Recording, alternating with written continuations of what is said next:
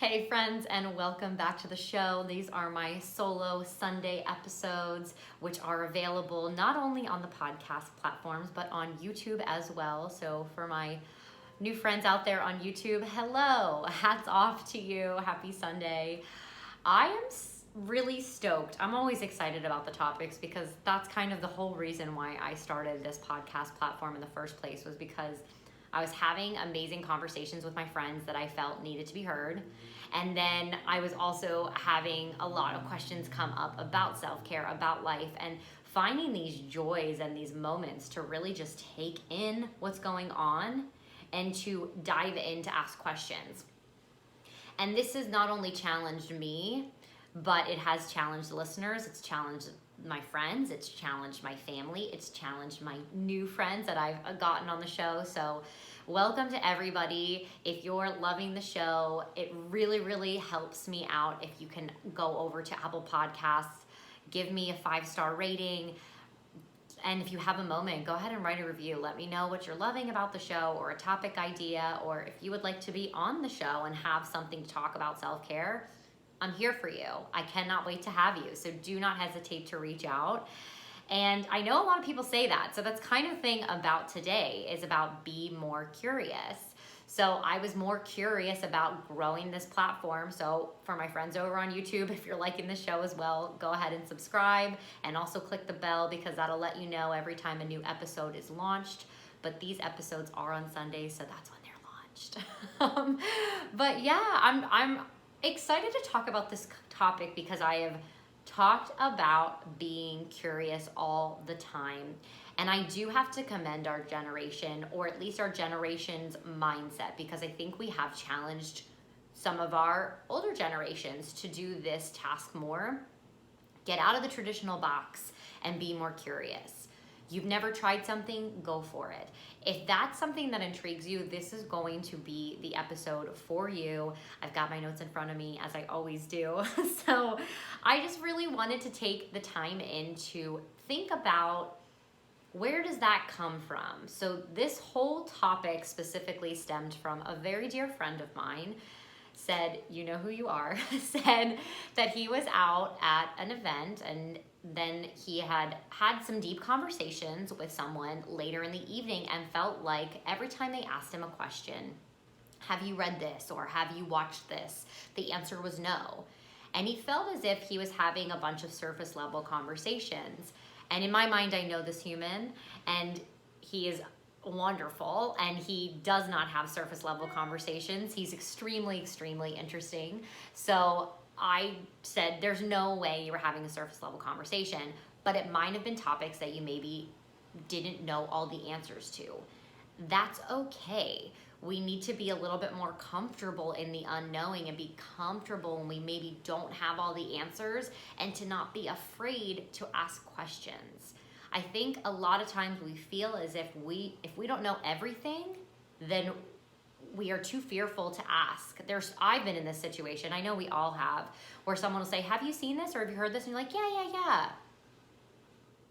Nope. I'm shaking my head on YouTube, so I'm making sure I'm saying it out loud. Nope. There are times that we don't know the answers, and that's okay. And we need to be comfortable in the unknowing, because we are always sponges. We're forever the student, and there is nothing wrong with that. I love this concept. Always learning, understanding that diversity is what's going to make us stronger.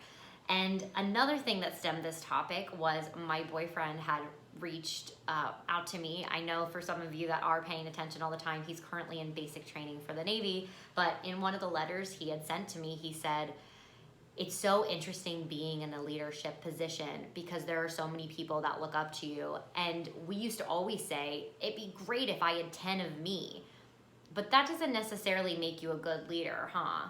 Right? So the curiosity within that is being curious to see what the result is once you've trained people underneath you. Trusting that you've trained them properly. Being curious to see what happens when you're not in control all the time, or you're not doing everything by yourself and letting other people take over. So there's two completely different sides to this conversation, right? I can also incorporate it with one of my favorite myths. I'm sure you've all heard about the mice and the cheese in the maze.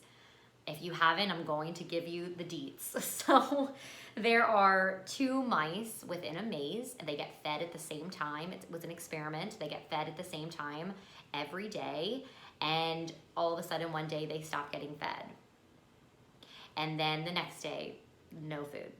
And the next day, no food. Now, if these mice had voices, one of them would have said, we just need to wait. We just need to wait here. It's going to come to us. Does this sound familiar? We're in COVID, we're in quarantine. It's going to come to us. It's going to come to us. It'll always be here. It won't always be here. So we need to be like the curious mouse. And what the curious mouse does is he makes his way through the maze and figures out what the maze is, and eventually gets out of the maze, and guess what's waiting there for him? A piece of freaking cheese. So being curious enough to not stay in the stagnant and to continue to broaden our mindset and open our eyes to what is out there. And we should do this throughout our entire lives. Just like I said on the episode with Sarah Gerard last week, if you haven't tuned into that, she's a gem. Please tune into that. It was Say Less, Mean More, which speaks on a whole bunch of levels of things we talked about. We did really talk a lot about yoga, if that's something that you're into, but there were so many life lessons within that conversation. And when we were chatting though, I asked her, I said, how do you feel about the phrase, you can't teach an old dog new tricks? I hate that phrase. I really think that we should forever be the student, and it's so wonderful when we're the wise old owl and we have all the answers. But to actually admit that we don't know everything, I think takes a lot of guts. I think it takes so much guts, and I have so much more respect for people that I know that are 80 or 90 years old that are constantly willing to learn something new. Or when my parents listen to me and say, wow, I feel like I just went through a therapy session, or I've learned something new. And maybe they don't always give it to you in those words, because I do have stubborn parents and I'm stubborn as well, but like I can tell that they're listening and they respect what I have to say. So being curious and always going towards stuff. Now, let's break down, how do we become more curious? How do we allow ourselves to forever be the student? This is where my notes are gonna come into play. For my friends up on YouTube, they can always see me glancing down. But I think one of the biggest things, and my dog is agreeing with me right now, I'm sorry about that. One of the biggest things is that for me, I'm in this unknown now of where do I go next? I have other skills. I have so many different skills, and I'm sure you feel the same, because we were doing the same skills all the time. And now we may be challenged to them not being of everyday use, or maybe what our job was before doesn't exist anymore. So we have to be curious of what else is out there.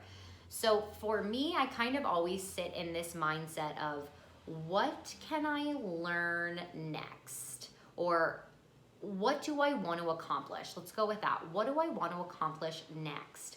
And then I usually fill myself with people that I admire from that accomplishment. I admire this person. I don't admire this person. Who are all the people I can grab from social media, from books that I'm reading, from this, from that?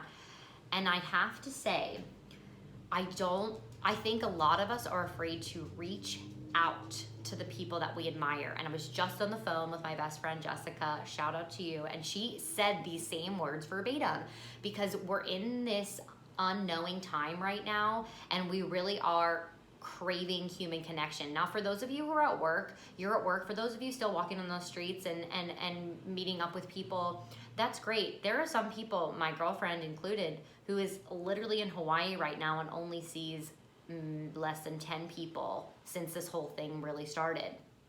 And that's got to be a lot. So for her, she's kind of sitting there and looking at social media and reading certain books, which she's probably following those people on social media as well, and watching artists. But I think that we're all afraid to reach out to someone. You don't know if they're going to respond. you all may think I'm crazy, but I do this every single time someone new follows me on Instagram. I literally say to them, hi, welcome to my page.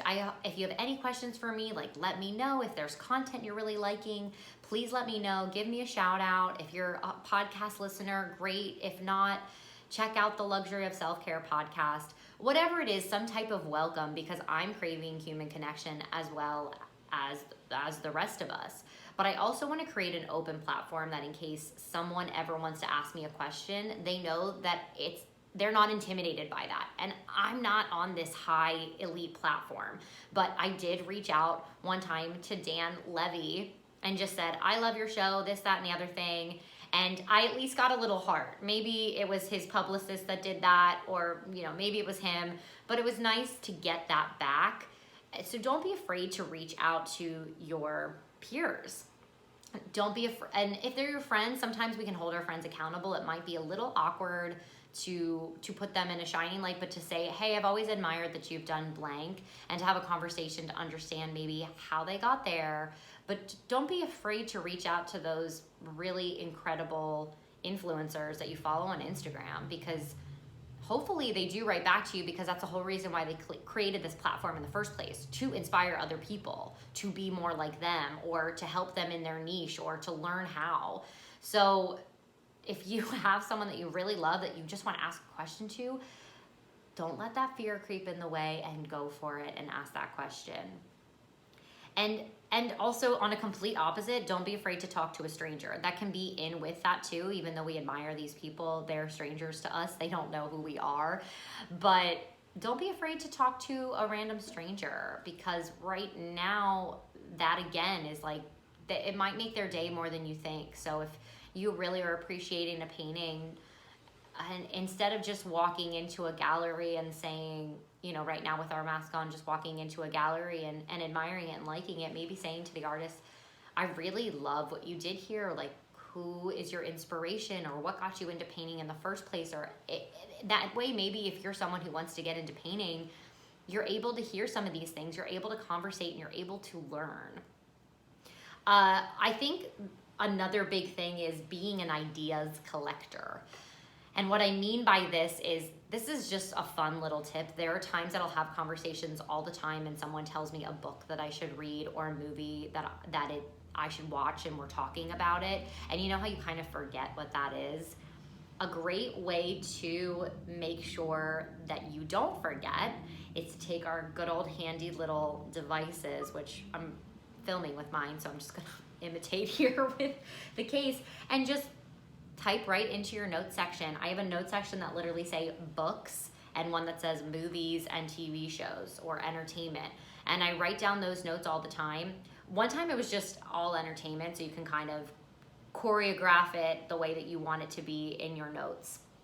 But the reason I love doing this is so that when I do have free time, like a pandemic, or I'm on a contract and I have excess time, or I've finished all my books, I'm able to look back on this list and be like, oh, right, so-and-so told me about that. And we had this like hour-long conversation about some of the topics that are in this book. I have the time now. That's my next order on Amazon. Da-da-da-da-da, done. And that curiosity is like peeking in. Also, I know that phrase, curiosity killed the cat, but I'm here to challenge that today. So I am going to be curious, and I encourage us all to do the same. And experimenting, right? So I'm experimenting here on YouTube right now. I was experimenting as a podcaster. I had no idea what the revenue was going to be like. I had no idea I was going to touch people's days, lives, weeks, that they're tuning in all the time. I have some people in Ireland and some people in Australia that even listen each week, and I don't know them. And I experimented with this, all spawning from an idea during COVID about, well, this is stimulating me, or why am I not stimulated today? And I just wanted to know what was stimulating other people. And also during COVID, experimenting with food. I really got out of the habit of all the food that we always kind of made and shuffled through. And for some people that I knew in high school, I absolutely loved that they were picky eaters. Secretly loved it because I felt like they would always have the same thing and they knew it was going to happen. But learning and seeing them now and how your palate's grown, how does it grow? It grows from experimenting with different food types. You're not going to eat chicken tenders and grilled cheeses and eggs all the time and never expand on to anything other than that if you don't experiment with other foods, if you're not curious to try them. So that's one of the reasons why I love cooking instead of baking. And for all you bakers out there, bravo. It's a little more it's chemistry. So it's more chemically involved, and I don't want to throw off the balance by my experiments. But what I love about cooking regular food is, and I was just talking about this too, about our upcoming guest, Samantha Hughes Kramer, that we all assume, or sometimes the mindset of eating healthy is just eating a salad all the time. If I ate salads all the time, I would go berserk. But there are so many ways to eat healthy by experimenting with food and experimenting with different vegetables and different spices and different types of oils and different meats and different fish, you know, all these different things that you can try and experiment with. So definitely don't be afraid to experiment. I do think it comes from a lot of fear. I think the more and more I'm saying this, it seems like the word fear is coming up, and it's not negative. I am fearful of a lot of things, but if I was fearful to travel to different countries or fearful to get on a plane, let's even go with that, I would never have experienced all of these countries that I've gone to. I would have never... I'm trying to think of the ways that I could go on to that, but being curious to experiment is such a good one. I feel like I could really unravel that and talk about that for a full hour. So let that one marinate for a second, speaking of food. And then I think another thing is, when I said about being comfortable in the not knowing and not being afraid to ask those questions, and going from that, let's also do these are two of my favorite things. So I loved being in Manhattan and having my headphones on and having my phone out and getting on the subway and getting in my zone. And I was just like in the phone. And I was probably playing some stupid game or whatever, but I was listening to a podcast at least, or I would be listening to music and then maybe reading a book. But look up, look up. And I know that I'm encouraging everyone to, watch this on YouTube now for those people that don't want to listen while they're walking or on the go in their car or wherever they are, doing laundry, on a hike. But we gotta look up, friends. I think that and this is to myself as well, a certain amount of time that you're going to be on the social media. Soak in what you want to soak in. Follow the people that are stimulating you, but look up and take in the world. When we're walking around in the street, and I do this sometimes too, because everyone expects us to be right back at them with an email, with a text, with a this, with that. It's okay. It's okay. I challenge you 2 things. 1, next time you go on a walk, don't even bring your phone. Just look up and walk around without a map. Especially for my friends in cities, walk around without a map, take a different route. Don't be afraid to go a different way and to not know what's around the corner, because you may discover something beautiful or a new restaurant that you didn't know was there, or you may run into a random friend. I've done that in Manhattan, of all places, in Times Square, more than once. 5 times I've ran into people in Times Square. Do you know how many people go through Times Square every hour, every day, every year? Like the foot traffic, I don't know how that happened to me. Some of them were friends from a different lifetime. Some were hometown people I went to high school with. Some was people I worked out with Disney. I mean, it is really crazy. And if I could do that, it's because I was looking up, not down. I was taking in what was around me and catching up with someone I hadn't seen in a long time. So look up from the phone, find the moments to be in it, to win it, and do your social media and do your posting. And I know I'm in it, but I allot a certain amount of time and then I move on. Move your face into a book or look up, and don't always use that map. Get lost. Get lost and get yourself out of it. Be the mouse in the maze. Yeah, I'm gonna use those little things all the time. So, and one last final thing, because I do this all the time, I would say ask people and not Google. Ask people and not Alexa. Ask people, she just turned off my waves because she heard her name. Ask people and not our devices. So that just starts to stimulate conversation, and you're going to learn more. Of course, we learn from facts, but don't be afraid to ask people. Don't lose that beautiful thing we have called human connection, because it's scarce right now. It is. And so I have my 6 ways of going through. So this is what I'm going to leave you with, but my 6 tips on how we can continuously stay curious, forever curious. Yeah, I like that. Continuous curiosity. And how we go about doing that is, number 1, we need to ask. Ask more questions. Don't be afraid to ask questions. Don't be afraid to not know. And then 2, we need to consume what we've heard. So really take it in, marinate in it, maybe think about it, process it, consume the information we're getting by number 3, listening to what's being told to us, listen to the world around us. I love to people watch. Listen, just listen to others sometimes. Not eavesdrop in a negative way, but there are people that have outward conversations all the time, and you can learn from listening. Someone might be talking to someone about a spice in the aisle at your grocery store, and you didn't know anything about that spice, and you may end up picking it up because you were listening and you took the headphones off. So listen to your favorite podcasts as well. I listen to several podcasts. And number 4, embrace what it is. So maybe it's not your cup of tea. Maybe it's a new idea for you. Maybe it's out of your comfort zone. So go ahead and embrace that. Embrace how you feel about it.